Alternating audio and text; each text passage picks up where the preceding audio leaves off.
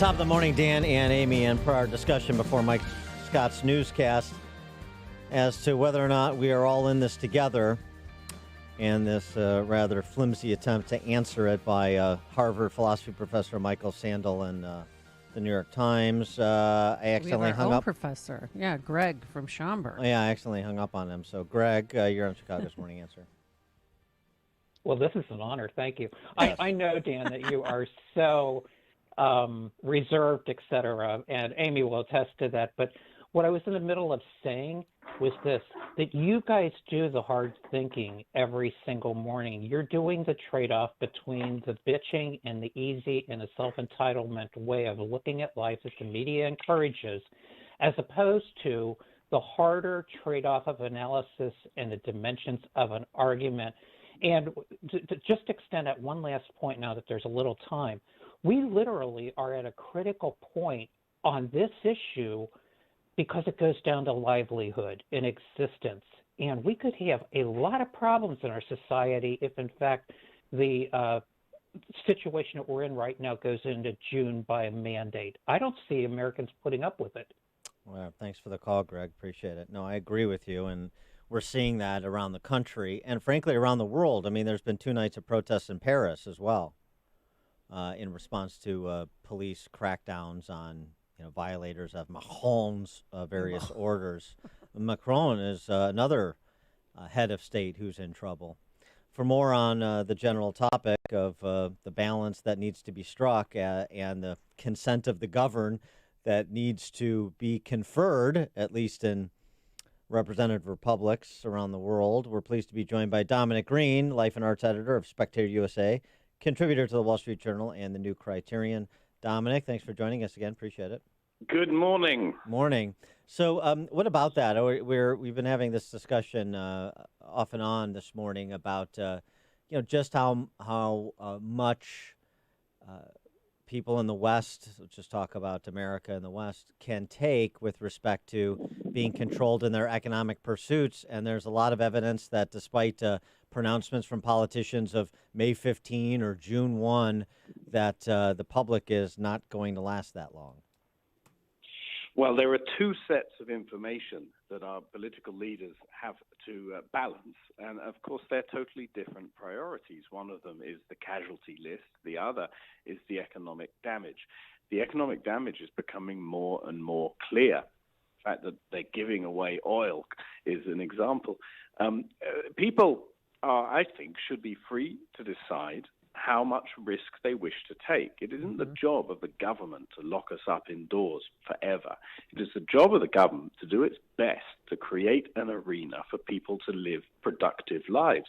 If people feel they have no choice but to get back to work, or if they really want to, then they should be allowed to. We cannot be locked up forever simply for our own benefit. It's sinister, and once we've given this power to the government, they're not going to give it back to us in a hurry. I know. That's what I'm afraid, that we survive this, we get through it, and then, there's a little hot spot somewhere and they shut us all down again. How do you guys feel in Europe about what's going on in Sweden, how they've pretty much done the reversal, where people who are at risk, people who are elderly, they're sheltering at home, and everyone else is pretty much going about their lives?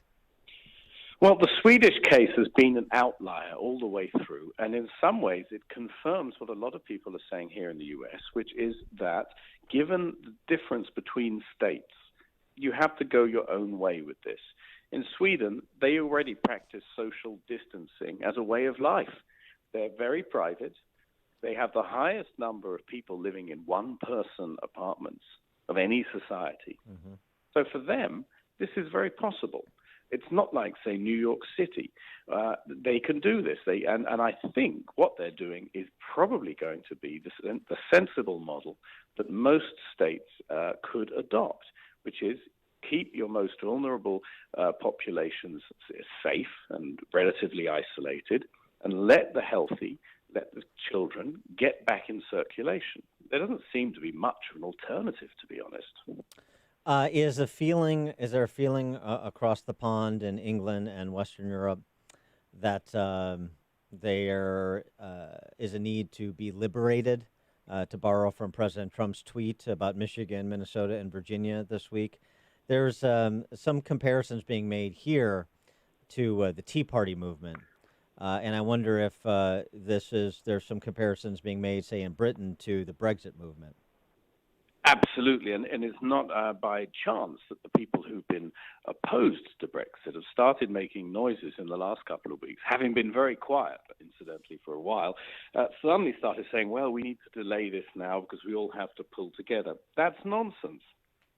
Government should always be accountable to the people, and the people have every right to choose how they wish to do this.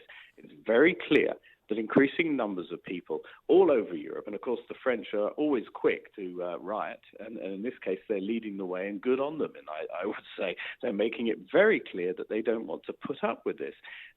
This is the dream, in a way, that the governments have been hoping would happen, that they could finally get real control over all of us forever and really regulate in the smallest possible ways what we're allowed to do. I think it's ludicrous that they would close beaches, public parks, all the places where there's plenty of fresh air, and with a little common sense, there's minimal chance of becoming infected. This is overreach, and it's tyrannical and bullying, and really it has to stop before it permanently damages democracy as well as the economies. Yeah. Are there any, speaking of the economy, are there any credit guarantees or government handouts to citizens in European countries? There are, and I have to say that they are getting out there faster and with less of the partisanship that we've seen here. There hasn't been a case in Europe compared to the Democrats in Congress twice holding up money which people desperately need. These payments because they have larger welfare states in part. The money in Germany was in people's accounts a few days later. But that is the price, of course, you pay for having the state playing a bigger part in your life. That in this situation, yes, they can get you the money faster, but they're also going to be more able to keep you down, in effect, and tell you what you can and cannot do. The economic situation of many people in Europe has not yet approached that of many people in the U.S., simply because they have more of a safety net. That said, all of the things that are happening here are happening there. There are entire industries which are shriveling up, and if we allow them to wither entirely, then we're not going to be able to bring them back.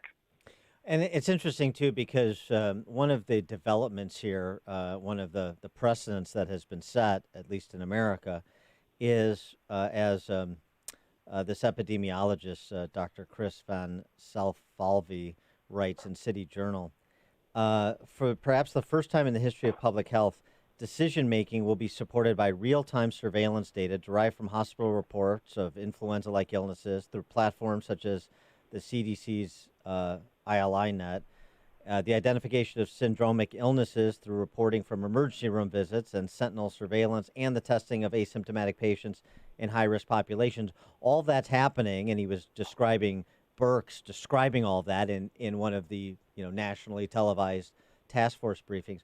All of that is happening here. And so with the response, and perhaps why Trump is not feeling the effects of so many of those protesters, Trump is has promulgated guidelines that a lot of the states have followed, including the shutdowns. But it's governors feeling the heat, not Trump. And perhaps it's because he has brought the public along all the way from the beginning, including with the various members of his team, been transparent about what they're doing and the basis for why they're doing it, and is sort of now trying to do a combination of lead as well as follow where public sentiment is.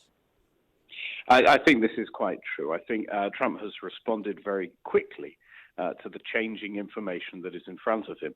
And that famous line, when the facts change, my opinion changes. Well, this is a case of that.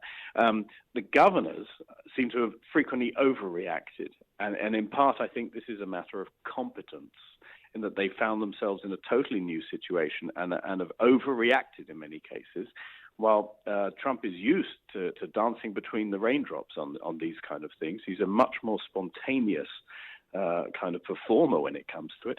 So, no, the governors have not covered themselves in glory in this.